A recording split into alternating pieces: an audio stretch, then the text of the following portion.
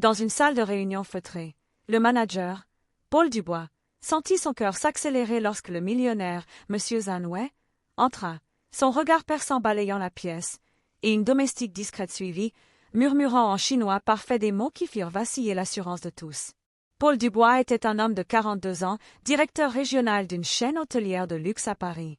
Depuis des semaines, il préparait cette réunion avec M. Zanwei, un investisseur chinois dont la fortune semblait sans limite. Zan était connu pour son flair dans les affaires, mais aussi pour son tempérament imprévisible. Paul avait passé des nuits blanches à peaufiner chaque détail de la présentation, les chiffres, les projections, les plans d'expansion. Tout devait être parfait. L'enjeu était colossal. Un partenariat avec Zhang pourrait propulser l'entreprise vers de nouveaux sommets ou, en cas d'échec, précipiter Paul dans une disgrâce professionnelle. La réunion était prévue à 10 heures précises dans la suite exécutive de l'Hôtel Étoile d'Or, un établissement 5 étoiles niché dans le 8e arrondissement. Paul était arrivé 1 heure plus tôt, vérifiant chaque chaise, chaque document, chaque tasse de café. Ses collègues, Sophie et Marc, l'avaient rejoint, partageant son anxiété mais masquant leurs craintes derrière des sourires crispés. Sophie, responsable marketing, ajustait nerveusement ses lunettes, tandis que Marc, le financier, feuilletait son dossier pour la 10e fois. À 9h58, la porte s'ouvrit. Zanwei entra, vêtu d'un costume gris anthracite taillé sur mesure. Son visage était impassible, mais ses yeux scrutateurs semblaient lire l'âme de chaque personne présente.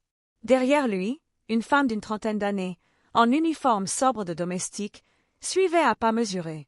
Elle portait un plateau avec une théière et des tasses, ses mouvements fluides et discrets. Paul ne lui prêta qu'une attention fugace, son esprit entièrement focalisé sur Zhang. « Bonjour, monsieur Zhang », dit Paul en s'avançant, la main tendue. Sa voix tremblait légèrement, trahissant son appréhension. Zhang serra sa main avec une fermeté qui le déstabilisa. « Bienvenue à l'Hôtel Étoile d'Or. Nous sommes honorés de vous recevoir. » Zhang hocha la tête sans un mot, prenant place au bout de la table.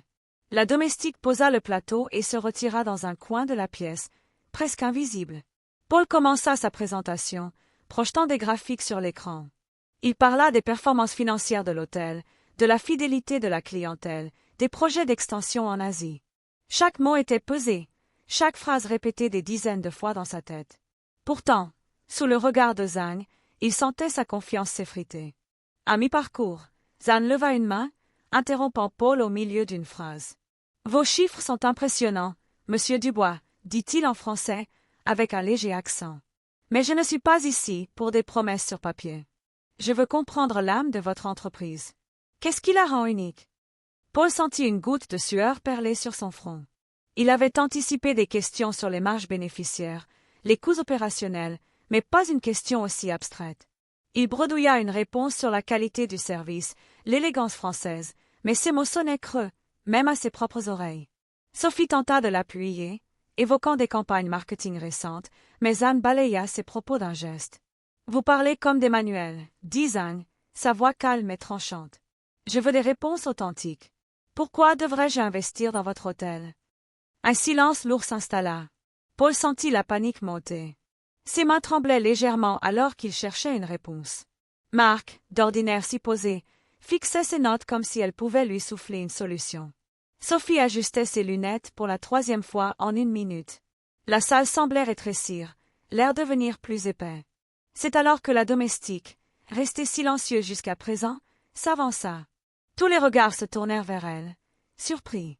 Elle posa la théière qu'elle tenait, et dans un chinois parfait, s'adressa directement à Zhang. « Monsieur Zhang, permettez-moi de répondre. L'Hôtel Étoile d'Or n'est pas seulement un lieu de luxe. C'est un espace où chaque détail raconte une histoire, où chaque employé, du portier au chef cuisinier, incarne une passion pour l'hospitalité. Ce n'est pas dans les chiffres qu'on trouve cette âme, mais dans les gens qui font vivre cet endroit. » Un silence stupéfait suivit. Paul cligna des yeux, incapable de comprendre les mots, mais percevant l'assurance dans sa voix. Zhang, pour la première fois, sembla intrigué. Il répondit en chinois, et un échange rapide s'engagea entre eux.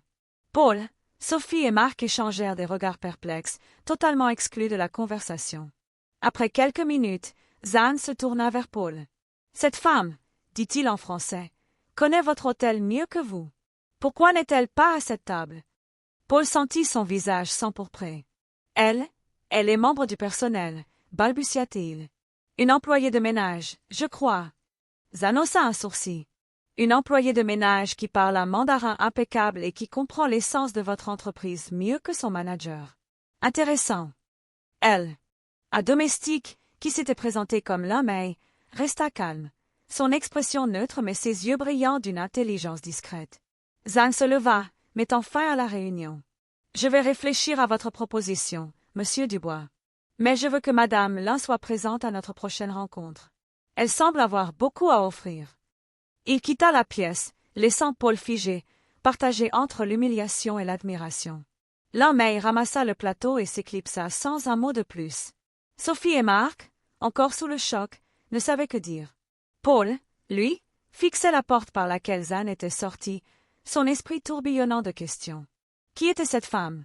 Comment une simple domestique pouvait-elle parler avec une telle éloquence, dans une langue qu'aucun d'eux ne maîtrisait? Et pourquoi Zhang, un homme connu pour son exigence, lui avait-il accordé une telle attention? Paul passa le reste de la journée à ressasser ses questions, incapable de se concentrer sur autre chose. Le lendemain, il chercha à en savoir plus sur Lin Mei. Il consulta son dossier au service des ressources humaines. Lin Mei, 32 ans, employé depuis 6 mois. Aucun détail sur son passé, hormis une mention vague d'études en Chine et une arrivée en France 2 ans plus tôt.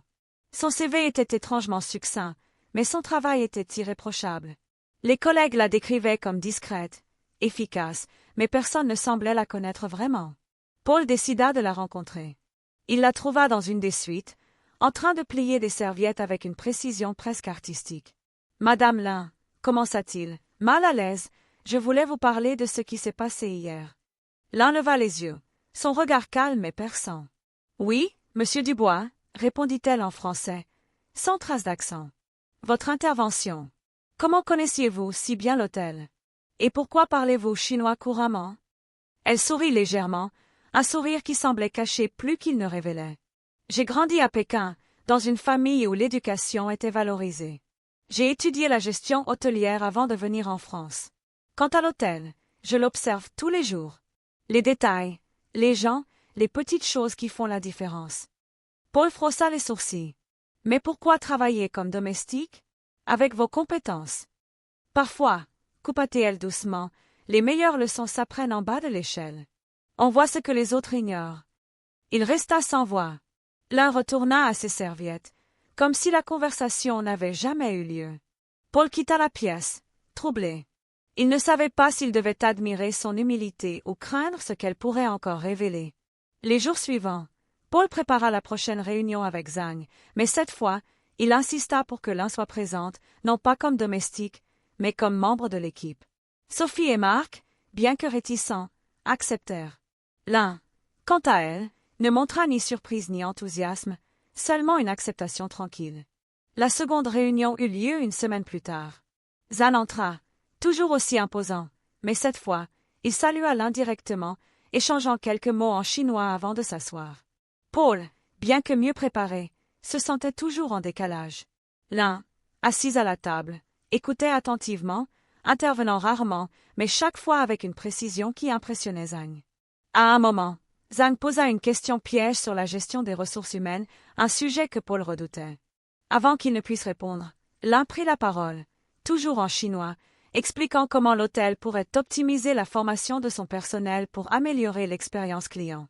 Zhang hocha la tête, visiblement satisfait.